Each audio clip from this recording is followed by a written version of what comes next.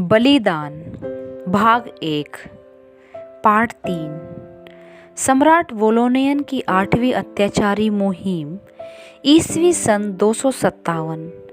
यह अत्याचारी मुहिम 3.5 वर्ष तक चलती रही। संभ्रांत परिवार की 2 नवयुवतियों का विवाह 2 प्रतिष्ठित नवयुवकों से होने वाला था। चारों मसीही थे, परंतु जब मसीहियों पर अत्याचार होने लगा तब संसार की ओर देखकर उन दोनों नवयुवकों ने मसीह का इनकार किया और उन्होंने उन दोनों नवयुवतियों से कहा कि वे भी मसीह का इनकार करें। परंतु दोनों नवयुवतियां अपने विश्वास में दृढ़ रही और उन्होंने मसीह का इनकार नहीं किया। यह देखकर वे दोनों नवयुवक इतने क्रोधित हुए कि उन्होंने अधिकारियों को बता दिया कि वे नवयुवतियां मसीही हैं। इसके फलस्वरूप दोनों को पकड़ा गया और उन दोनों की अत्यंत निर्दयता के साथ हत्या की गई। जब निर्दयी सम्राट ने सुना कि मसीही नेता लॉरेंस न केवल कलीसिया की सेवा में संलग्न है, परंतु मसीही कलीसिया का पैसा भी उसके पास रहता है, तब उसने इस मसीही नेता का सर्वनाश करने का निश्चय किया। इसमें उसके 2 उद्देश्य थे। एक यह कि मसीहियों का पैसा हड़प करना और दूसरा यह कि इस प्रकार अत्याचार करके लोगों को मसीही बनने से रोकना। उसने लॉरेंस को यह आज्ञा दी कि कलीसिया का सारा धन वह उसके पास ले आए। लॉरेंस ने 3 दिन की अवधि मांगी। इन 3 दिनों में लॉरेंस ने बहुत से गरीब मसीहियों को इकट्ठा किया और जब सम्राट को उत्तर देने का समय आ गया तब उसने सम्राट के सामने उन गरीबों को खड़ा करके उनकी ओर इशारा करते हुए कहा, यह है कलीसिया का बहुमूल्य धन। वास्तव में यही वह धन है जिनमें लोगों का विश्वास राज्य करता है, जिनमें स्वयं यीशु मसीह का निवास है। ऐसे विश्वासियों से बढ़कर यीशु मसीह के लिए और बहुमूल्य रत्न क्या हो सकते हैं? क्योंकि यह लिखा है कि मैं भूखा था और तुमने मुझे खाना दिया, मैं प्यासा था और तुमने मुझे पानी पिलाया, मैं अजनबी था और तुमने मुझे आश्रय दिया। और इसके साथ यह भी लिखा है कि तुमने इन भाइयों में से एक के लिए जो भी किया वह मेरे लिए किया।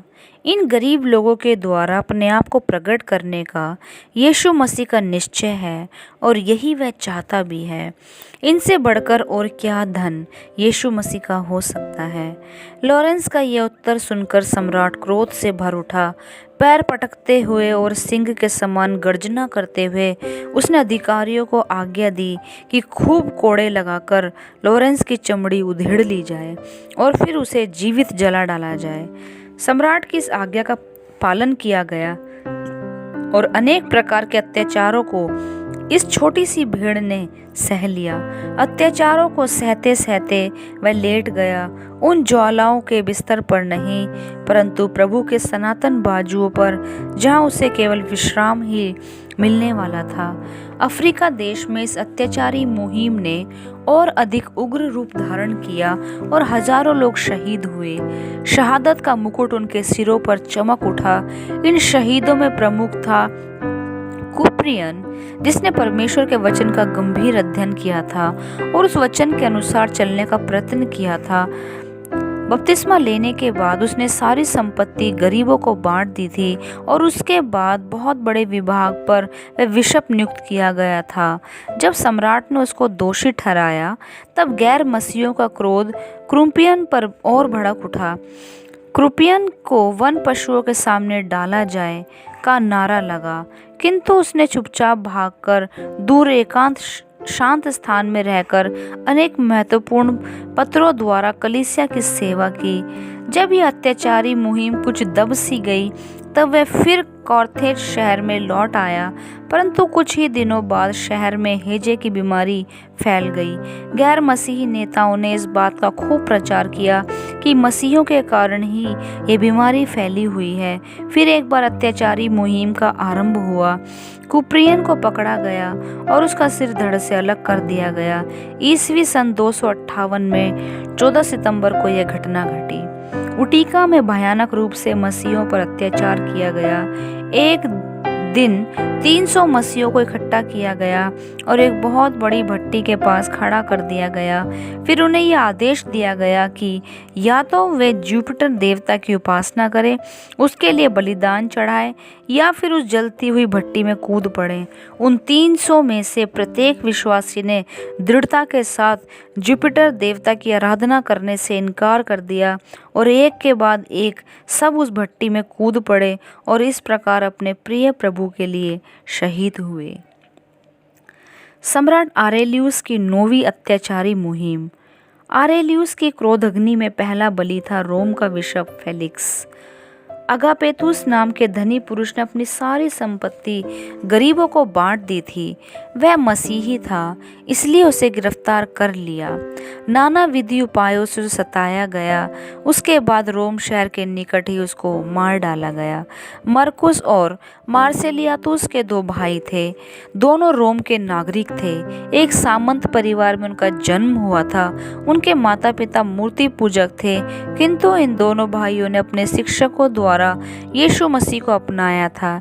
इन दोनों नौजवानों को मसीह से अलग करने के लिए सब प्रकार के प्रयत्न किए गए, परंतु दोनों अपने विश्वास में अडिग रहे और उनके इस दृढ़ विश्वास को देखकर उनका सारा घराना ही मसीही बन गया। फिर एक दिन उनके विश्वास को परखा गया।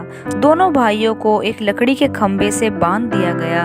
उनके पैरों में कीलें ठोकी गई और इसी दशा में पूरा दिन और एक रात यातनाओं को सहने के बाद दोनों ने अपने प्रिय प्रभु के लिए प्राण त्याग दिए। परंतु जब वे दोनों जेल में थे, तब जेलर की पत्नी ने उनको देखकर प्रभु यीशु को ग्रहण कर लिया था। इसके फलस्वरूप उसको भी एक पेड़ की डाल में टांग दिया गया, नीचे आग लगाई गई और इस प्रकार वह भी शहीद हुई। ईस्वी सन 286 में एक बड़ी अजीब घटना घटी। उस समय रोमी सेना थे थेबन रेजिमेंट नाम की एक रेजिमेंट थी, जिसमें सारे सिपाही मसीही थे। उन्हें यह आदेश दिया गया कि वे गोल में जाकर सम्राट की सहायता करें, क्योंकि उन दिनों में बरगंठी में सम्राट के विरोध में विद्रोह किया गया था। इस आदेश के साथ ही यह दूसरा आदेश भी दिया गया था कि सारी सेना देवताओं को चढ़ाए जाने वाले बलिदानों में सम्मिलित हो और उस समय वह ये शपथ ले कि गोल में जो मसीहत फैली हुई है उसको कुचल डालने में यह सम्राट की पूर्ण सहायता करेंगे। इस आदेश को सुनकर थेबन रेजिमेंट के सिपाहियों ने यह निर्णय किया कि वे ना बलिदान चढ़ाएंगे और ना शपथ लेंगे। इन निर्णयों को सुनकर सम्राट बड़ा क्रोधित हुआ। उसने यह आज्ञा दी कि इस रेजिमेंट में से 10% मसीहियों को मार डाला जाए। इस आज्ञा का अक्षरशः पालन किया गया, परंतु फिर भी बचे हुए सिपाहियों ने सम्राट के आदेश को मानने से इनकार किया। सम्राट ने फिर आज्ञा दी कि जो लोग बचे हुए हैं उनमें से 10% सिपाहियों को मार डाला जाए। इस आज्ञा को सुनकर भी सिपाही अपने विश्वास में अडिग रहे। उन्होंने अपने अधिकारियों की सलाह अनुसार सम्राट के पास विरोध प्रदर्शन पत्र भेजा। इस पत्र को पढ़कर सम्राट की क्रोध अग्नि भड़क उठी और उसने यह आदेश दिया कि उस रेजिमेंट के सारे सिपाहियों को मार डाला जाए। इस आदेश का पालन अन्य रेजिमेंट के सिपाहियों ने तुरंत किया और थेबन रेजिमेंट के सब सिपाही तलवार से टुकड़े टुकड़े करके फेंक दिए गए। यह हृदय विदारक घटना 22 सितंबर 286 ईस्वी में घटी। सम्राट डायोक्लेशियन की 10वीं अत्याचारी मुहिम। सम्राट के लेपालक पुत्र ग्लेरियस के दिल में मसीहों के प्रति कूट कूट कर घृणा भरी हुई थी। दिन प्रतिदिन मसीहों की संख्या बढ़ रही थी और इसके साथ ही साथ मसीही कलीसिया का धन भी बढ़ता जा रहा था। ये देखकर ग्लेरियस का क्रोध भी बढ़ता जा रहा था और वह चाहता था कि किसी न किसी प्रकार से मसीह कलीसिया को कुचल डाला जाए। उसकी माता ने, जो एक व्यभिचारिणी थी, अपने पुत्र को उकसाया कि वह मसीहों के विरोध में एक नई मुहिम शुरू करे। ग्लेरियस ने सम्राट डायोक्लेशियन को इस बात के लिए राजी कर लिया। इस कार्य को आरंभ करने के लिए एक दिन निश्चित किया गया था। उस दिन डायोक्लेशियन और ग्लेरियस अपने साथ बहुत से लोगों को लेकर निकोमेदिया में स्थित एक गिरजाघर में गए। वहाँ उन्होंने सारे पवित्र ग्रंथों को इकट्ठा करके जला दिया, परंतु इतने पर भी उन्हें संतोष नहीं हुआ। उन्होंने पूरी इमारत को ही जला दिया और इसके बाद सम्राट ने यह आदेश दिया कि सारे मसीही गिरजाघरों और पुस्तकों का नाश किया जाए। कुछ दिन बाद एक और आदेश निकाला गया कि मसीहियों को किसी भी प्रकार से कानूनी संरक्षण प्राप्त नहीं होगा। यह घोषणा पत्र जब दीवारों पर लगाया गया तब एक साहसी नवयुवक ने इसे फाड़ डाला और इसके फल स्वरूप उसे तत्काल मार डाला गया। सारे मसीहियों को जेल में डाला गया।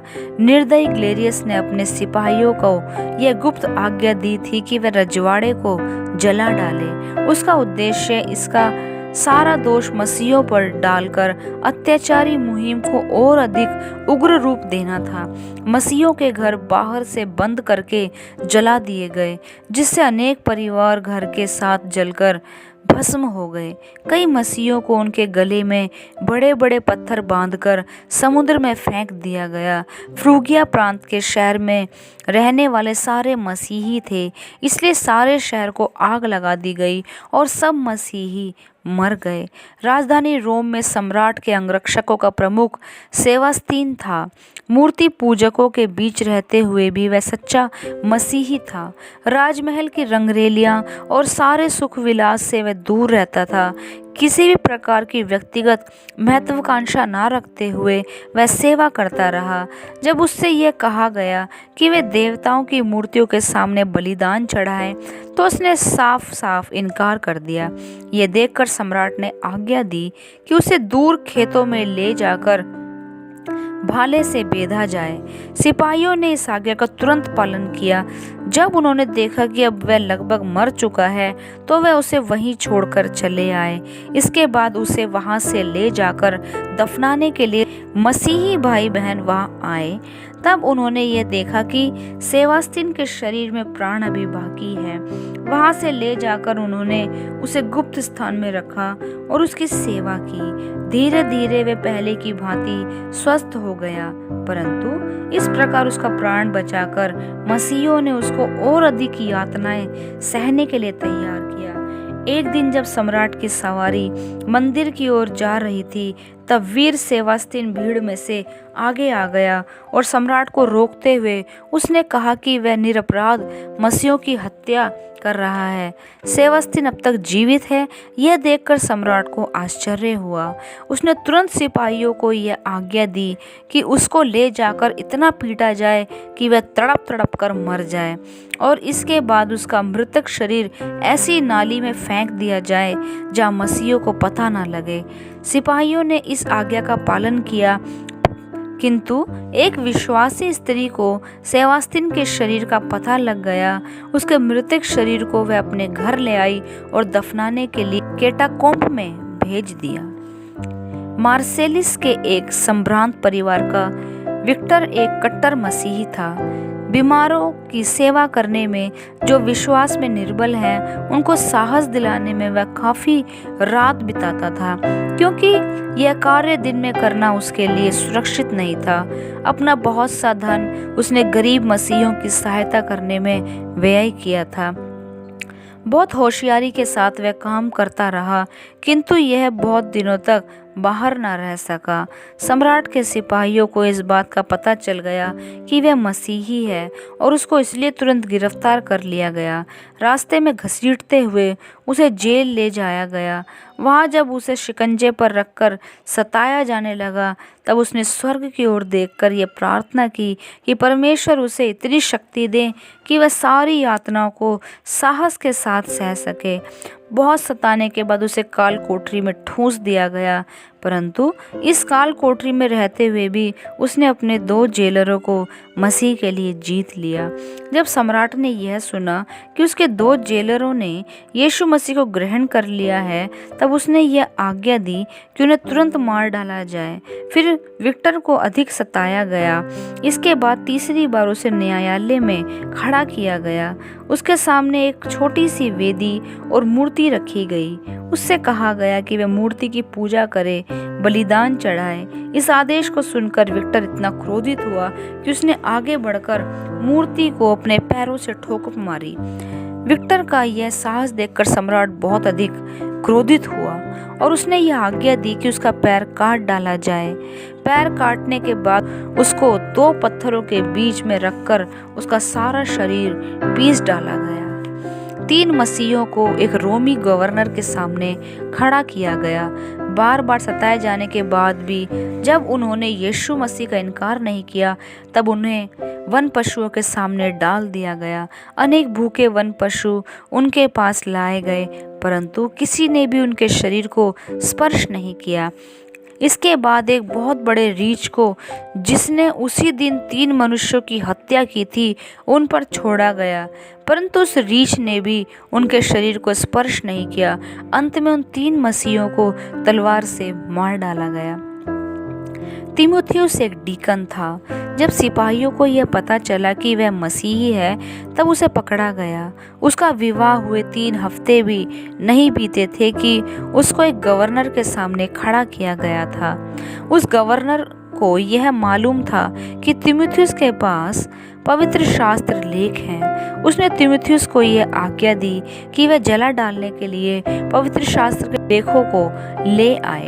बड़े साहस के साथ तीमुथियुस ने उत्तर दिया, यदि मेरे पास बच्चे भी होते तो उन्हें बलिदान होने के लिए दे देता, परंतु पवित्र शास्त्र को मैं कभी नहीं दूंगा।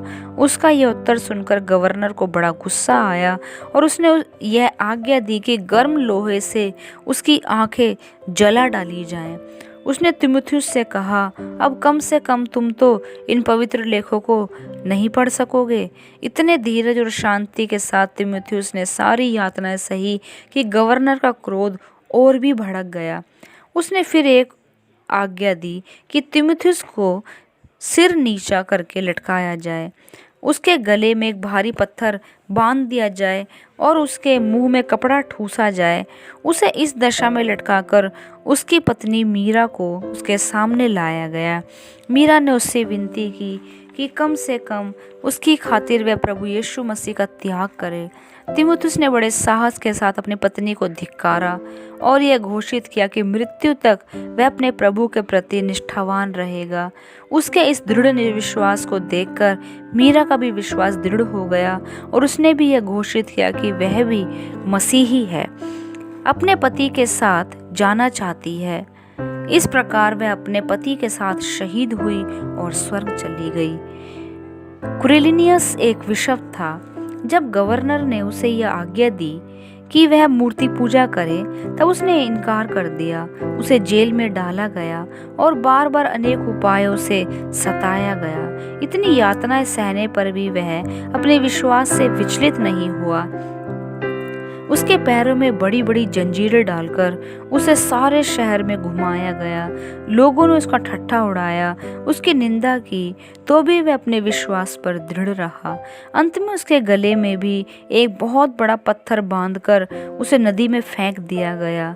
कुछ समय तक क्विरिनियस तैरता रहा और लोगों को उपदेश देता रहा।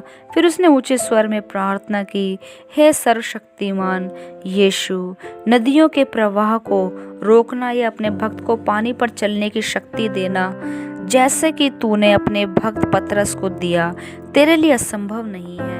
अभी अभी लोगों ने देखा कि मेरी शक्ति कितनी असीम है। अब मुझे वर दे कि मैं तेरे लिए अपना प्राण दे सकूं। हे मेरे प्रभु, मैं तेरे पास आता हूँ। इतना कहने के बाद वह डूब गया और उसकी आत्मा प्रिय प्रभु के पास चली गई। कांस्टेंटीन महान को जब विजय प्राप्त हुई और इस विजय के कारण जब वह रोमी साम्राज्य का सम्राट बना, तब इन अत्याचारी मुहिमों का अंत हुआ। कांस्टेंटीन का जन्म ब्रिटानिया में हुआ था। जिन संस्कारों में वह पला और जो शिक्षा उसे प्राप्त हुई, उसके फलस्वरूप ही उसने मसीही विश्वास को बड़ी श्रद्धा के साथ अपनाया। रोम पर चढ़ाई करने के लिए जब वह आ रहा था, तब उसके दिल में बड़ा डर समाया हुआ था। वह यह जानता था कि मैक्जेंटियस जादू टोना में विश्वास रखने वाला आदमी है। इस प्रकार जब वह इस बड़ी समस्या में उलझा हुआ था कि विजय प्राप्ति किस प्रकार हो सकती है, उसने आकाश में एक बड़ी चिन्ह, ज्योति और क्रूस का चिन्ह देखा जिस पर यह लिखा हुआ था, इसके द्वारा विजयी हो।